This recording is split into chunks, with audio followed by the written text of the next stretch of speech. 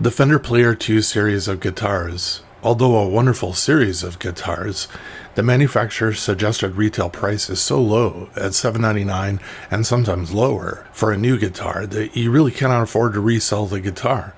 This is what I've found, and I'll explain. Every once in a while I'll put things in my Reverb store that they don't sell, or the market on the specific guitar or part just tanks, and I would lose money if I sold it. Then it does not make sense selling it, and I'll pull it from the store. This is the case recently with the Fender Player II Coral Red Stratocaster. New, they go for $7.99. Some sellers are offering $50 discounts on Reverb and eBay when you watch the item or put them in your cart like you're going to buy it. They'll email you then with an offer with a discount. It's hard for me to compete with that price, especially when they are offering free shipping and I have to charge for shipping. I had purchased a Birch Green Fender Player II Telecaster and a Coral Red Fender Player II Stratocaster. I use them both for videos on the channel to do a high-level review. I did not want to keep them, so I intended to sell them on my Reverb store after producing the videos. The green Telecaster sold right away, and for a little less than what I paid for it, but I was happy. Links in the description to the On the Bench videos for both guitars are in the video description. The Fender Player II Stratocaster sat for weeks and weeks, and people kept making very low offers to me, like $200 less than what I was asking type of offers. I finally took it off for sale and decided that for better or for worse, I was now the proud owner of a Coral Red Fender Player II Stratocaster. At the same time, I had a loaded Stratocaster pickguard that I had built and then also put on my Reverb store for sale. The loaded pickguard had 3 high-end Seymour Duncan pickups, one a humbucker, and a freeway 10-position pickup selector switch that allowed the wind in a guitar to have some crazy and very cool pickup combinations. I covered this build in a video, and the link is in the description. Again, it sat in the store for a very long time, and I kept getting ridiculously low offers where, like literally half of what it was worth.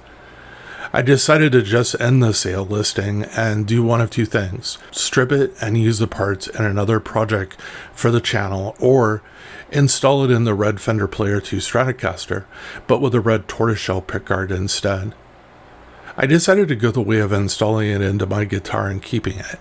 It's not very often lately that I'm kind of nice to myself and keep a build. Selling stuff in the Reverb store usually wins the day when trying to decide whether to keep something or not.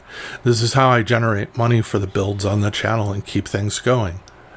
I do not particularly appreciate the pickups in the Fender Player II Stratocaster, so I consider this to be an okay upgrade to a great guitar with a spectacular neck.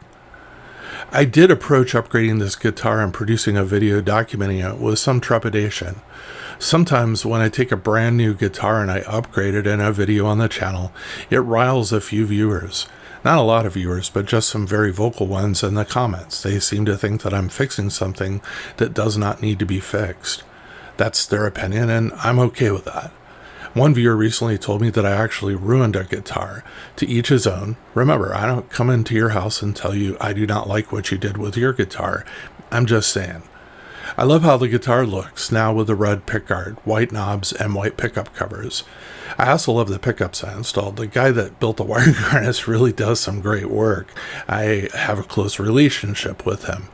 The tone options coming out of this guitar are pretty cool. He should start up a YouTube channel documenting his work. It might actually take off.